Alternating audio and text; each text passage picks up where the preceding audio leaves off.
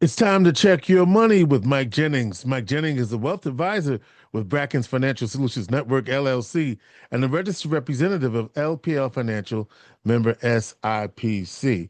All right, Mike, each and every week we now have an obligatory baby update. How is the baby doing? That baby's doing good. He's even despite the concerns of him not being big enough going into 40 weeks. That boy is growing. He's up to 5 ounces in his bottles now. Okay. So he's hungry. He had a check-in a few days ago. He's 9 pounds 3 ounces. So Okay. he's getting his weight up a little bit.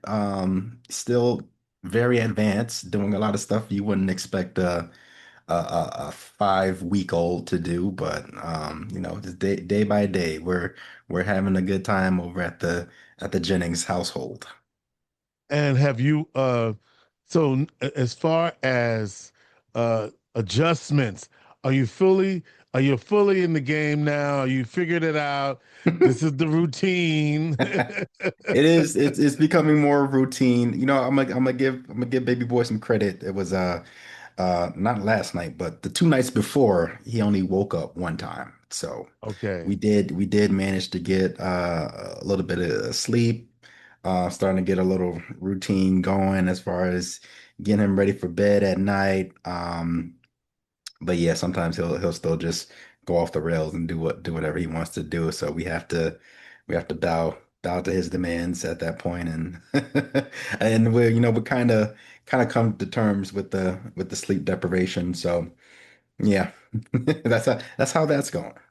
It's how that's going. Well, again, continued success in raising baby boy and your continued introduction into fatherhood.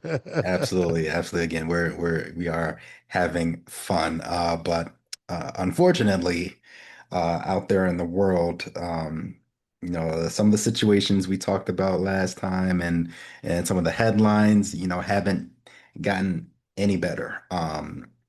So for anyone out there, of course, if you're paying attention, there's a pretty serious conflict going on in Iran, a war. I know some people, particularly in our government, are trying to stray away from using that word because of, if it's a war, then who declared it? Who said we could do that? But it's a It's war. a war. It's a war. It's a war. And last week we spoke about the immediate effects after those initial military operations between the U.S. and Israel in Iran. Talked about the oil futures, the S&P 500, but since then again, the conflict has really ramped up. It's spilling over into other places, and we are now seeing major impacts to the global economy, not just here, Yeah. not just our local, goings on, but literally the global economy. I mean, and you see gas prices are up, and Mhm. I got to tell you, I was in California recently, Mike, and the gas prices in California have always traditionally been more. But they're about, I saw gas prices as high as $6, $7 a gallon in some parts of Los Angeles. And if I saw gas for like 523, 509, I was like, wow. And that's cash price. I was Right. like, wow, that's a pretty good deal. Now, I think the average price nationally is about $3 and change or something like that, $3.40 or something. I don't know. Something at the time of this conversation, it could be higher. But Yeah. just the contrast of prices and the fact that they've gone up. But Yeah, uh, and you just have to consider. I mean,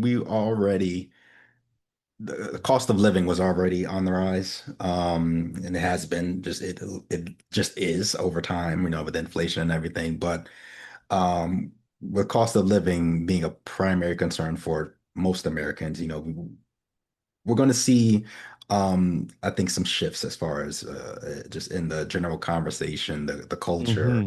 mhm. We got midterms coming up. This is going to be probably the forefront. issue for most people. And like you said, oil, right?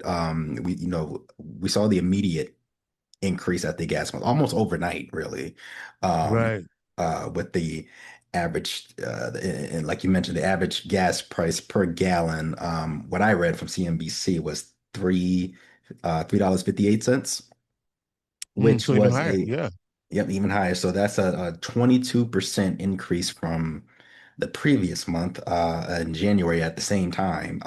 That's from AAA, that data.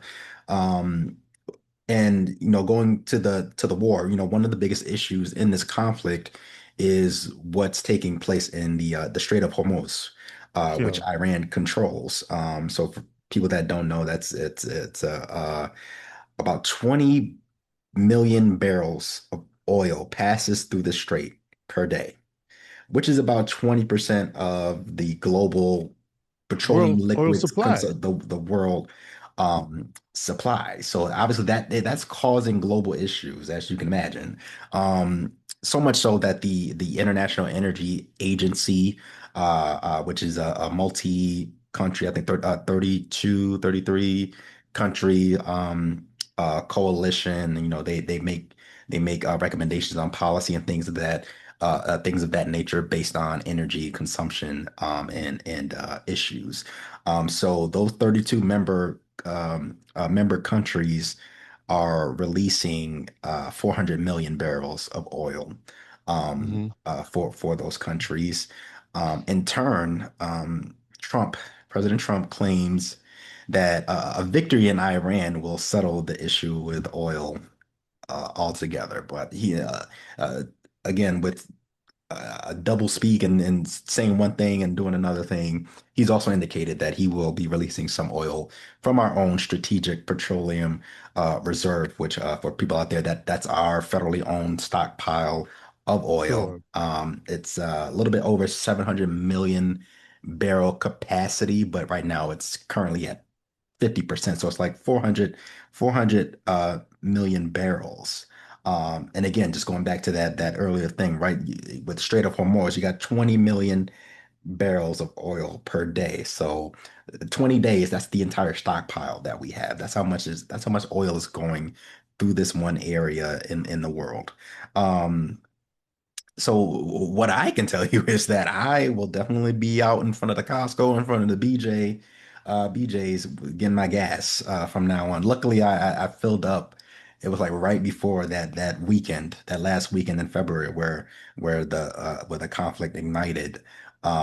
So I've been getting by on that, and I went to Costco last week, and I was like, listen, it was so funny because I was turning out of the gas station. You got to go back around the Yeah. Costco when you leave the gas station. You got to go back around. I was barely paying attention, so I was waiting for the cars to pass so I can go. I was yielding, and I missed my opportunity. And then when I tell you about a fleet of 50 cars coming from the traffic light turning into Costco, and they all did a 180 right into the gas station. I was like, yeah, I wanted to get OJ, my gas anywhere else. listen, I told you I was in California recently. Before I left to go out of town, I said, I need to fill up my gas tank Hmm. now. So Yep. I came back, it was full, even though the car wasn't driven, because I said, I'm not playing around with y'all. I'm gonna get mine first so that I don't have to deal with that when I come back. But yeah, you're absolutely right. Hmm. Uh, and that's just one impact, right? Oh yeah, that's just one. But we are seeing the effects in other different other ways. The war in Iran has cast a shadow over Dubai, which is a major hub for both travel and commerce, so people and products. Dubai International is the busiest airport in the world for both. Um, the flights being grounded in Dubai has left I believe, one-fifth of all air freight capacity in the world on standby. So one-fifth of our capacity to ship products in the air is halted right now because of the disruptions in Dubai, and that has caused because of the sort of supply line from Asia to Europe to the U.S. That disruption has affected electronics, pharmaceuticals, and precious metals that we source from the other side of the world. Mm. Hmm. And not just that, many people like real humans, have also been stranded in the Middle East from the tens of thousands of flights that's been canceled. And at least six major cruise ships that are stuck in the Persian Gulf, and a lot of people, there's a lot of headlines coming out. A lot of people have had to find so all crazy sorts of ways of getting back to the U.S. Americans, and a lot of them have been saying that they haven't really been seeing any support from the U.S., the embassies, and any help in getting really getting back home to safety. And there's still plenty of people over there, so that is still an issue. Um, Back to the product side, the cost of shipping goods by air from Asia to the US has increased about 22% in price.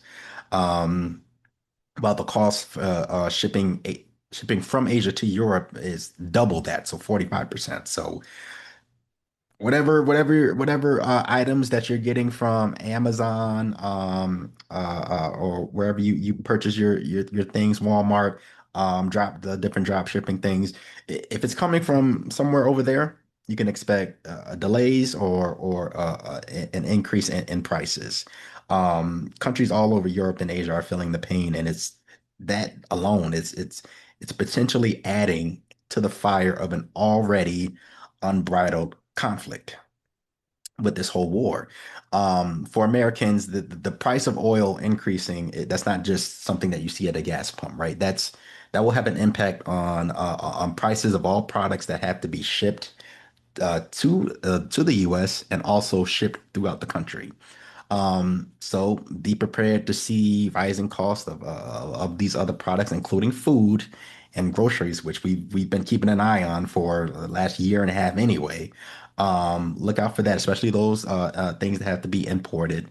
Um, and again, the situation with travel will also have global effects for the foreseeable future. So be sure to reevaluate any plans that you have for this spring and summer as far as travel. Glad you're back, George. No, but not just when I say that, it's not just talking about the price of something like the price of a flight and hotels and all that stuff, but safety wise as well. You have to be careful of where you're going because we still have if one thing America has done, it's made enemies in its 200 and Yeah. almost 50 years. So you really have to be vigilant whatever you decide to do and wherever you decide to go if you're leaving the country. I say that like you don't have to you don't have to be careful in some parts of this country anyway. Um, Overall, unfortunately, I and many subject matter experts don't believe we'll be seeing a quick solution, resolution to this war. And I don't even really know what a resolution would look like in the grand scheme, right? That's just a reality. Again, a lot of these countries are starting to not only just feel the effects of the economic pressure, but if you have to consider who we're going up against, Iran, who they're allied with.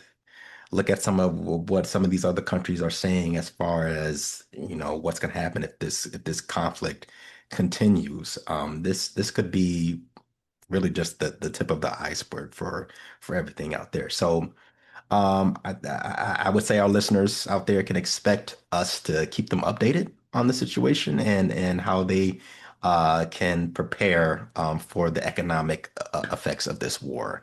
But in the meantime, please, if you have any concerns about your financial position or that of your family or your household, I would probably say there's no time better than now to get your affairs in order. So please give your friendly neighborhood advisor a call at 315-748-5540. Again, that's 315-748-5540. And you can also send me an email at michael.jennings@brackensfsn.com.